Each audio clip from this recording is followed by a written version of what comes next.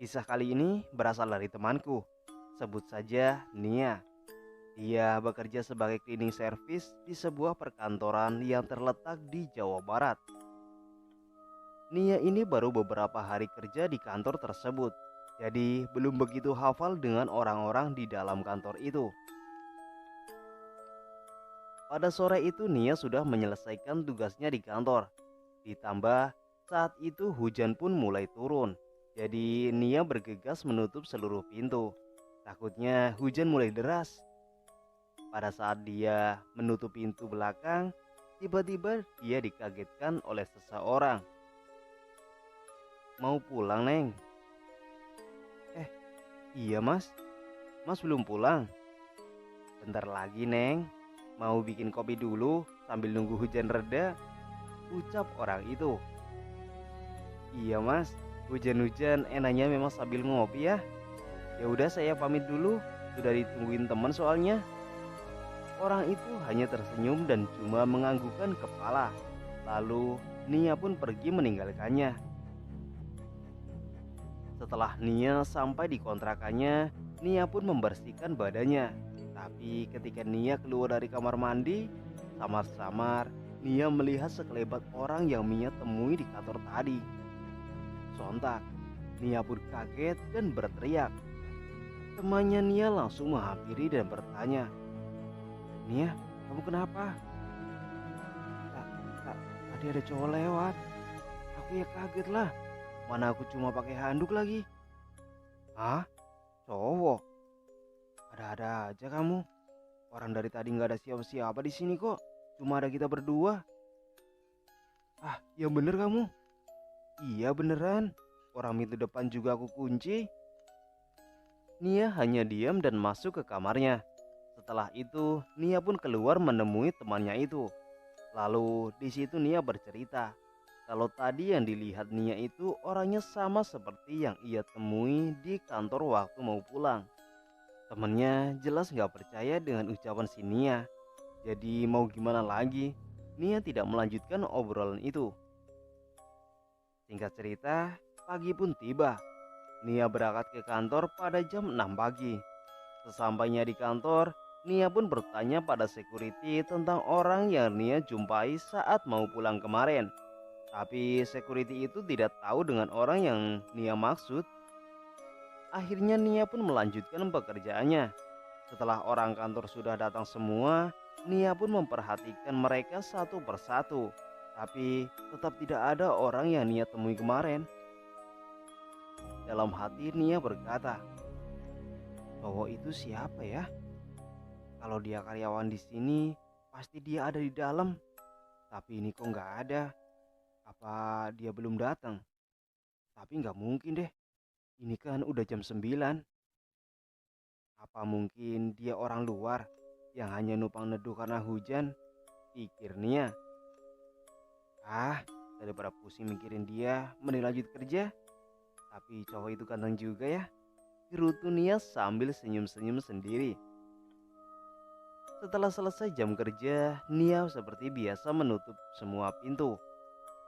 Saat menutup pintu belakang, tiba-tiba ada tangan yang menutup mata Nia dari belakang. Dia pun sangat terkejut. Setelah menoleh, ternyata itu cowok yang kemarin.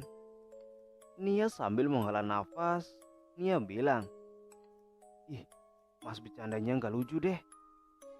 Maaf Neng, sudah mengagetkanmu, jawab cowok itu sambil tersenyum. Jangan diulangin ya, aku penakut soalnya. Iya mas, mas siapa ya? Perasaan mas bukan karyawan kantor sini ya? Soalnya dari tadi aku perhatiin semua tapi nggak ada mas. Kenalin, aku Rizky. Aku dulu kerja di sini juga sama sepertimu. Oh, aku Nia mas. Salam kenal ya. Jawab Nia yang terasa bahagia. Maklum, dia kan jomblo. Hehehe. Mimin juga jomblo nih. Ngomong apaan sih? Udah lanjut. Lalu mereka pun berkenalan dan ngobrol panjang lebar.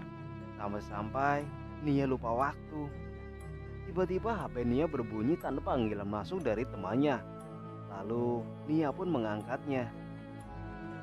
Halo, iya, ini udah jam berapa? Kamu lembur? Kalau kamu lembur ngomong dong, biar aku nggak nungguin. Eh, astagfirullah. Maaf, maaf. Iya ini sebentar lagi keluar. Nia benar-benar lupa waktu karena asik ngobrol sama Rizky. Gak sadar kalau hari sudah mau maghrib. Padahal jam pulang Nia itu jam 5. Akhirnya Nia berpamitan sama Rizky untuk pulang. Setelah bertemu dengan temannya benar-benar sangat marah karena menunggu Nia hampir 1 jam.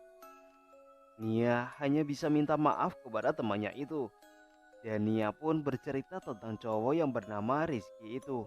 Dan Nia bilang kalau dia suka sama Rizky. Padahal baru 2 kali bertemu.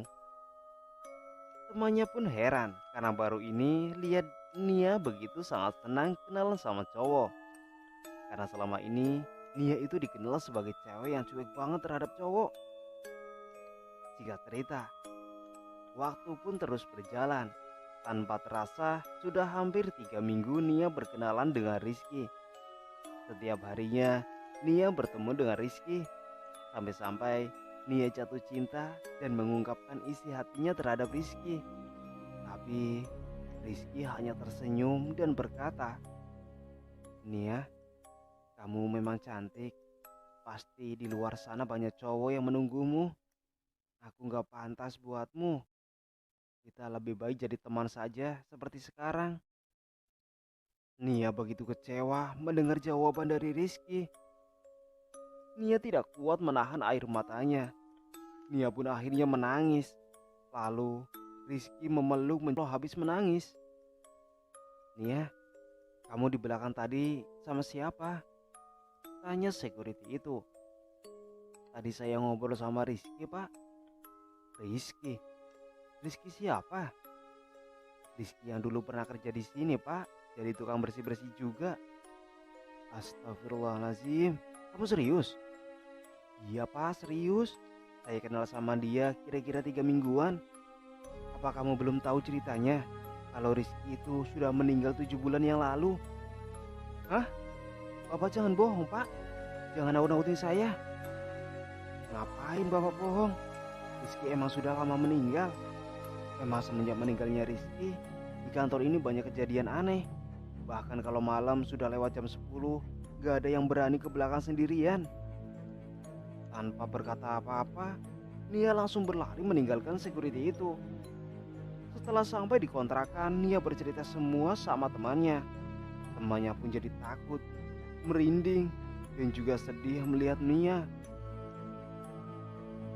Semenjak saat itu, Nia pun jatuh sakit. Dan Nia akhirnya keluar dari pekerjaan itu. Setelah 2 bulan berlalu dan keadaan Nia sudah membaik, Nia dan temannya kembali ke kantor itu lagi dan mencari tahu tentang orang yang bernama Rizky. Ternyata memang benar bahwa Rizky sudah lama meninggal. Dia bunuh diri karena ceweknya sudah mengkhianati Rizky. Dia berusaha ngumpulin uang untuk menikahinya, tapi ternyata ceweknya nikah sama orang lain. Dia meninggal dengan cara gantung diri di belakang kantor. Akhirnya setelah Nia tahu semuanya, Nia memutuskan untuk pulang kampung agar tidak mengingat kejadian saat itu lagi. Oke teman-teman, cukup sekian cerita yang dapat saya bacakan. Dan mohon maaf bila ada kata-kata yang kurang berkenan di hati kalian. Saya pamit undur diri dan sampai jumpa di video berikutnya. Assalamualaikum warahmatullahi wabarakatuh.